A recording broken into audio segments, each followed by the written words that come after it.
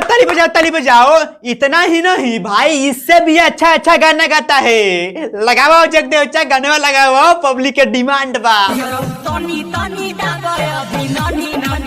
देखो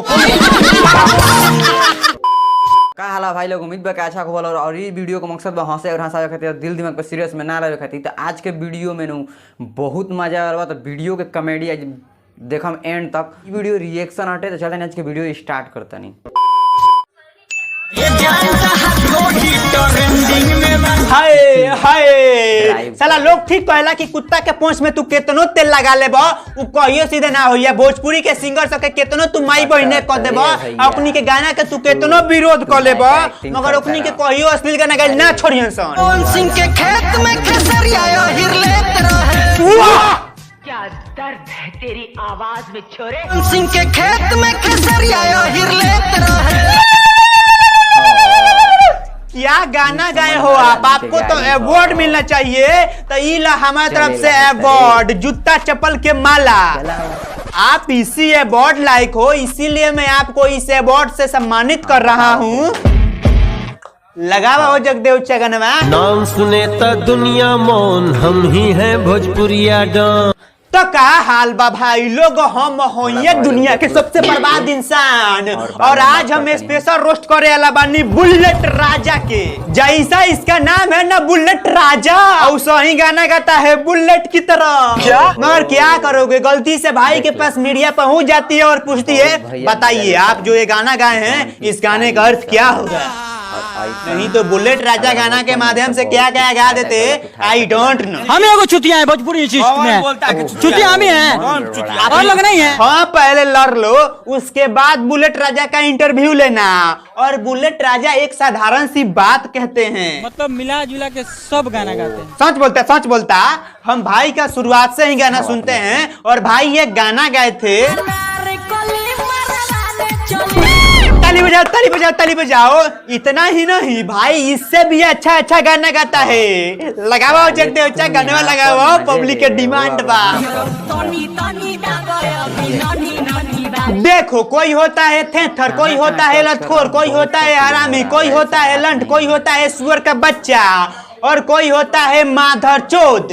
और सभी गुणवा इसके अंदर है। पूछो कैसे, जब तू नाम लिखोइबो गंवार स्कूल में, जब तू पढ़े जइबो ज्ञान की स्कूल में, तो का वहाँ के पढ़ाई तेरा समझ में आई। तो ये ससुरा साल में 25 को भक्ति सॉन्ग गाता है और कहता है कि हमारा कोई अच्छा गाना सुनता ही नहीं है। तो रे भरुआ, जब तू गंदा गाना गाएगा तो तेरा अच्छा गाना लोग कहाँ से सुनेंगे। साल में 150 गंदा गाना गाएगा, 25 को भक्ति सॉन्ग गाएगा, तो लोग तो यही जानते हैं कि तू गंदा गाना गाता है, कभी भी अच्छा गाना नहीं गाता है। और तू ही तो लोग के मन में सोच डाला है कि भैया हम बहुत बुरे सिंगर है और जब भी गाते हैं तो ढोरी लहंगा चोली पर ही गाते हैं।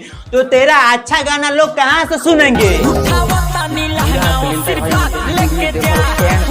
एक मिनट, बेटी चोद माधर चोद, तू गाना के माध्यम से किसी धर्म का मजाक क्यों उड़ाता है रे। जगदेव चकेने गोइल हमारा हकिया। देखो भैया, अगर जब आप हिंदू होंगे और जब आप पूजा पाठ करते होंगे तो आशीर्वाद प्रसाद चंदन और नमस्कार ये हिंदू धर्म में प्रमुख पूजा में इस्तेमाल होने वाला शब्द है। लेकिन भैंस चरवैया सिंगर जो अश्लील गाना गाए हसन, ओकनी के गाना के माध्यम से इस शब्द इस्तेमाल करके हिंदू धर्म के मजाक उड़ावता रहसन। यही नहीं, अभी और सुनिए,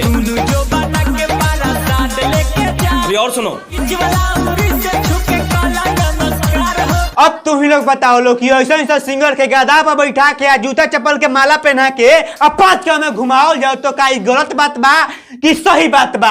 आज जब किसी से पूछा जाला कि भाई आप अश्लील गाना क्यों गाते हो, तो जानते हो लोग क्या कहते हैं। नहीं जानते हो तो ये वीडियो देखो। हम मनबे नहीं करेंगे कि हम अश्लील गाएं। तू मन बना, हम बनवा देम बाबू।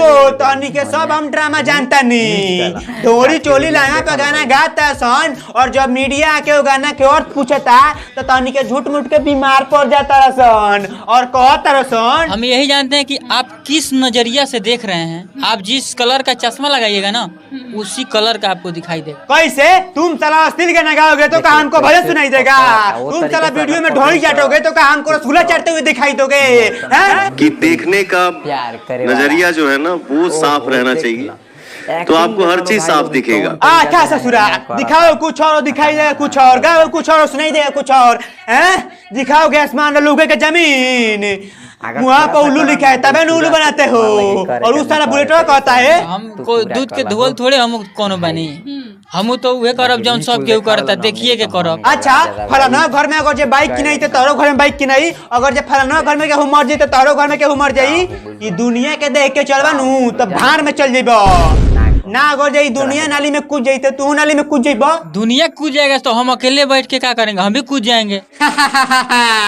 ई ससुरा चलहाक है। अच्छा भोजपुरी का नाम खराब हो रहा है, इससे कोई फर्क नहीं पड़ता है। कोई नाम खराब नहीं हो रहा है। तक देखो हो रहा भाई है। लोग वीडियो नहीं में हो बहुत रहा है। मजा आई, अगर मजा आई नहीं तो हो रहा है। चैनल और साला सब्सक्राइब भी गंदा करिएगा। गाना गाने से भोजपुरी का नाम खराब नहीं हो रहा है। लगा रहे हैं। सब लोग छोड़ देंगे तो हम भी छोड़ देंगे, अच्छा सब लोग पागल हो जाएंगे तो तू भी पागल हो जाएगा। पागल हो जाएंगे, हम भी पागल हो जाएंगे, सब पागल हो जाएगा तो हम उस पागल के बीच में हम भी तो पागल होंगे, समझाते समझाते हम भी उसी में पागल हो जाएंगे। भाई का भी बात ठीक है, ये एगो भोजपुरी में ऐसा सिंगर नहीं थे जो अश्लील गाना गायला। भोजपुरी में बहुत ऐसा सिंगर बा जो अश्लील गाना गायलन। और सिंपल सा बात था कि अगर जो पब्लिक गोबर खरीदे के चाहता तो इतनी के गोबर बेचता सन, और लोग अश्लील गाना सुने के चाहता तबे नु इतनी के अश्लील गाना गावता सन, और ना तो अश्लील गाना पर 100 मिलियन 50 मिलियन 5 मिलियन 10 मिलियन व्यूजवा कहाँ से आ जाता, और ना तो ये पब्लिक अश्लील गाना के बाइकआउट कर लगी वही दिन एक नहीं कि हम पाजा में ले जाके बाजा फाड़ दे।